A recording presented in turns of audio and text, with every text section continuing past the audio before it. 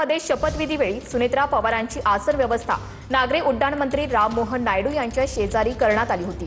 अजित पवारांच्या विमान अपघात प्रकरणी रोहित पवार यांनी राममोहन नायडू यांच्या राजीनाम्याची मागणी केली।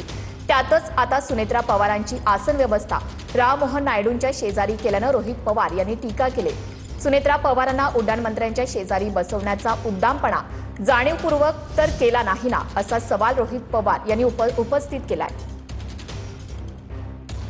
रोहित पवार यांनी ट्विट केले, दादांच्या अपघाताशी संबंधित बीएसआर सोबत नागरी उड्डाण मंत्र्यांचं आर्थिक हितसंबंध सर्वश्रुत असतानाही सुनेत्रा काकींना त्यांच्या शेजारी बसवण्याचा उद्दामपणा जाणीवपूर्वक करण्यात आला नाही ना। देशाचे नागरी उड्डाण मंत्री परिचित नसल्यानं हा विषय सुनेत्रा काकींच्या लक्षात आला नसेल, परंतु त्यांच्या पक्षाचे पटेल तटकरे त्या ठिकाणी होते, त्यांनी ही बाब त्यांच्या लक्षात का आणून दिली नाही।